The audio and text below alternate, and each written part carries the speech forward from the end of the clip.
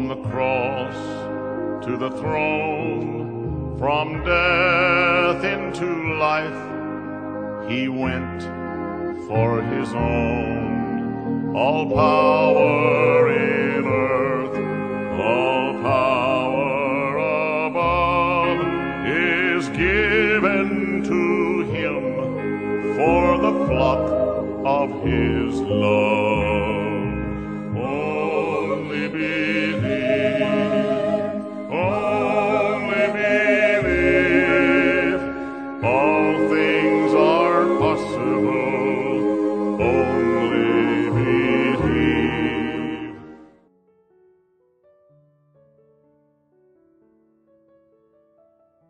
E a graça, a paz e a misericórdia de nosso Senhor Jesus Cristo esteja em cada coração. Deus os abençoe.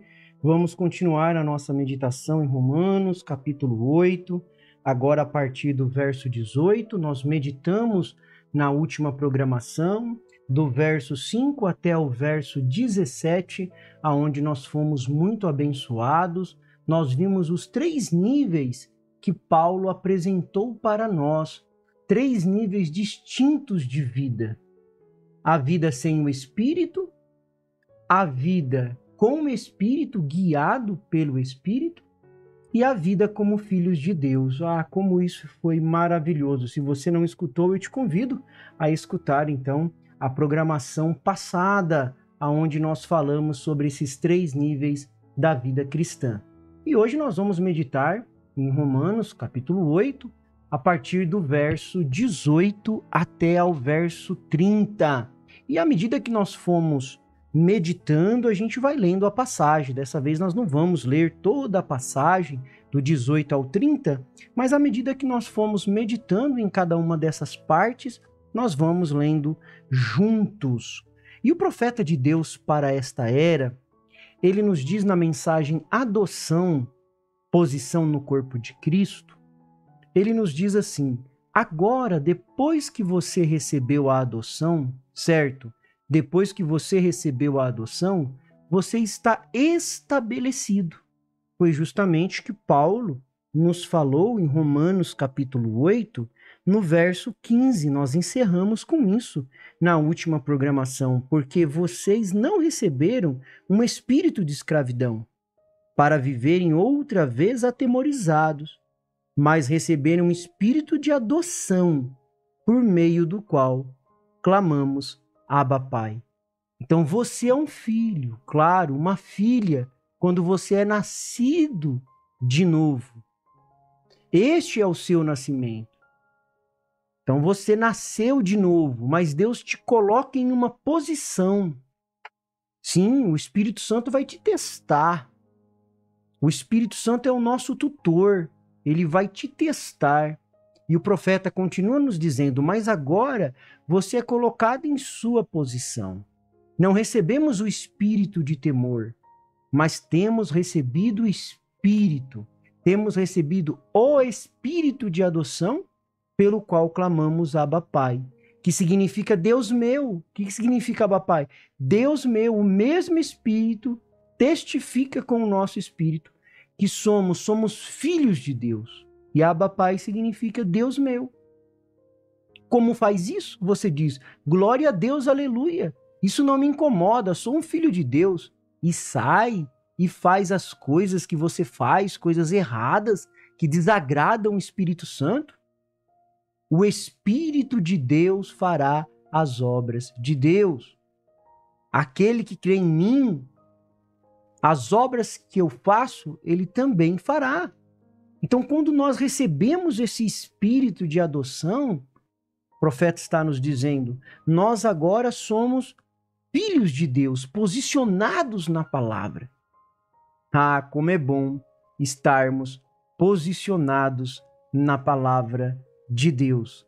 E Paulo, então, vai nos falando aqui sobre, em Romanos, capítulo 8, do verso 18 ao 22. Acompanhe comigo aí na sua Bíblia, do verso 18 até o verso 22. Porque para mim tenho por certo que o sofrimento do tempo presente não podem ser comparados com a glória a ser revelada em nós.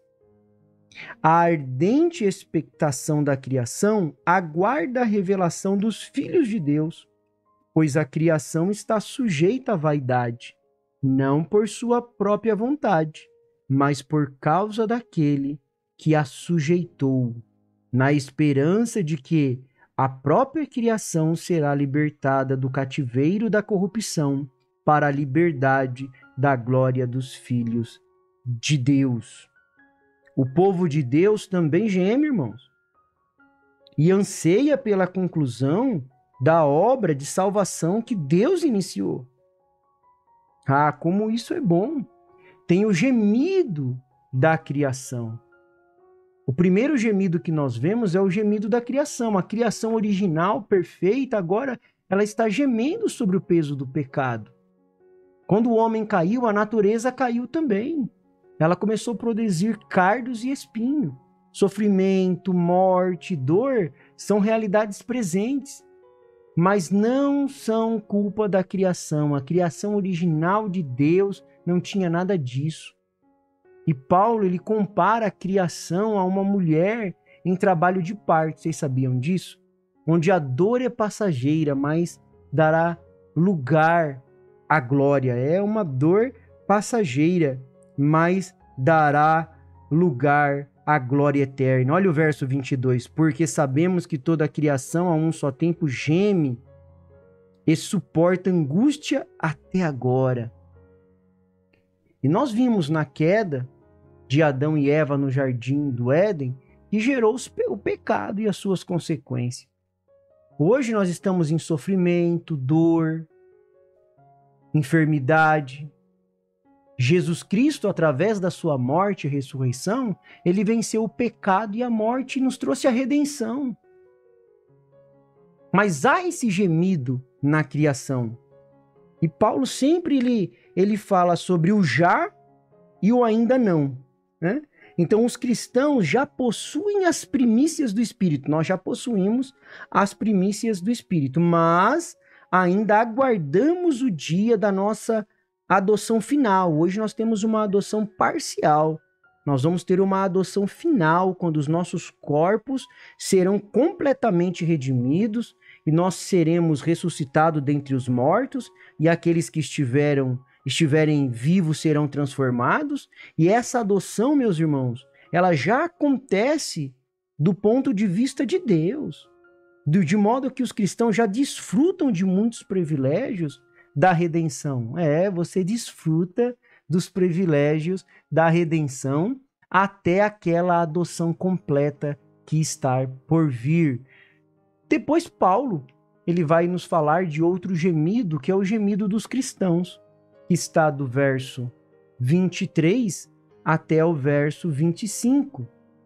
E não somente ela, mas também nós, que temos as primícias do Espírito, igualmente gememos em nosso íntimo, aguardando a adoção de filhos, a redenção do nosso corpo. Porque na esperança fomos salvos. Ora, esperança que se vê não é esperança, pois quem espera o que está vendo? Mas se esperamos o que não vemos, com paciência aguardamos. Os cristãos já experimentaram as primícias do Espírito. Eles anseiam pela glória vindoura, pela adoção completa. Aguardamos a adoção completa, que é a redenção do nosso corpo, quando Cristo voltar. E aí você pode ler lá em Filipenses capítulo 3, verso 20 e 21. Nós não vamos ler porque não dá tempo nesta curta programação. Mas você leia Filipenses capítulo 3, do verso 20 ao 21. Então, a esperança desta adoção completa e total, da remissão mesmo dos nossos corpos, da nossa transformação, a esperança ela nos sustenta em meio às provações. Sim, em meio às provações, o que nos segura é essa esperança. Porque na esperança nós somos salvos, disse Paulo. Sim, nós não vemos, mas cremos. O sofrimento, ele é temporário, mas ele vai dar lugar a uma glória eterna. Esse sofrimento que você está agora, talvez enferma, ou com algum problema familiar, ou com alguma circunstância, esse sofrimento é só temporário, ele vai dar luz à glória eterna. A vida dos apóstolos, elas foram marcadas por perseguições, sofrimentos, mas eles mantiveram a fé e a esperança. Nas eras negras, nas eras da igreja, que o profeta de Deus para esta era nos trouxe, ele fala daqueles mártires da fé, que enfrentaram a morte com esperança e convicção, como Policarpo, que foi morto ali na estaca. E o profeta nos explica muito bem que ele não negou. Os guardas ali falavam para Policarpo: nega isso, nega esse Deus. Mas ele não negava. Por quê? Porque ele estava firmado na sua glória futura. A experiência de Paulo, que considerava o sofrimento como algo passageiro em comparação com a glória futura. Todos os mártires tinham isso com ele. O que você está passando, o que eu estou passando também, é passageiro em relação à glória futura. Quando bateu o desânimo pelos problemas da vida, quando bateu os desânimos devido à enfermidade, quando bateu o desânimo que parecia que aquela porta não pode ser aberta, então lá dentro da sua alma vai ter um clamor, esta nova natureza dentro de você, essa adoção de filho em você, ela vai clamar, ela vai dizer assim: isso é apenas algo passageiro em comparação à glória futura. Então os cristãos, eles gemem, mas eles gemem sabendo que eles têm uma glória futura. E do versículo 26 ao verso 30, diz assim: da mesma maneira, também o Espírito nos ajuda em nossas fraquezas, porque não sabemos orar como convém, mas o próprio Espírito intercede por nós com gemidos inexprimíveis. E aquele que sonda os corações sabe qual é a mente do Espírito, porque intercede pelos santos de acordo com a vontade de Deus. Sabemos que todas as coisas cooperam para o bem daqueles que amam a Deus, daqueles que são chamados segundo o seu propósito, pois aqueles que Deus de antemão conheceu, ele também predestinou para serem conforme a sua imagem,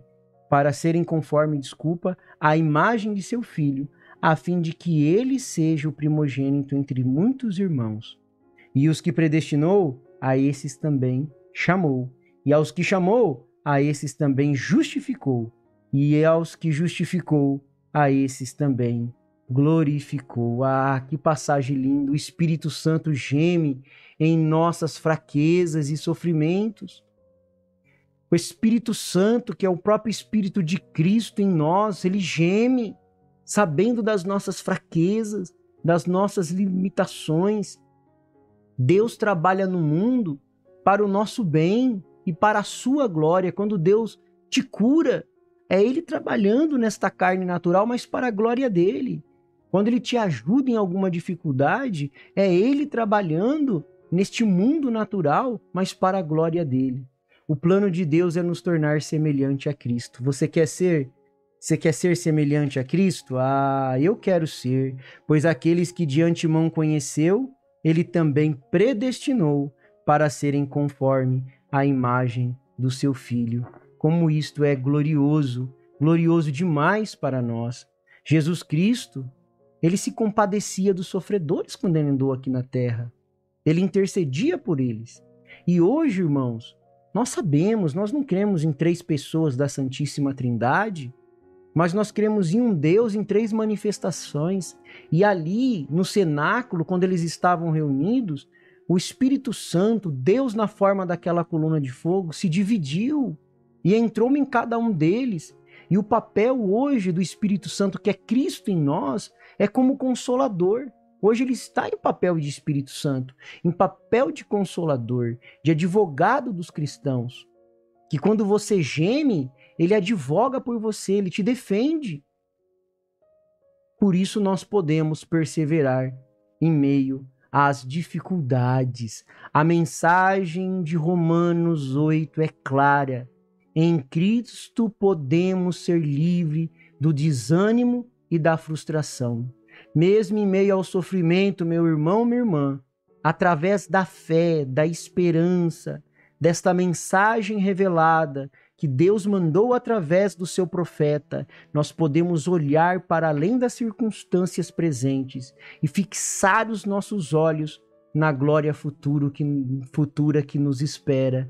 Em meio ao sofrimento, você lembra disso, que há uma glória futura que nos espera, porque o Senhor é a força da nossa vida. O Senhor nos livra dos males deste dia e nos guarde para a hora da sua aparição. Eu sou feliz com Jesus. Deus o abençoe, Deus os guarde.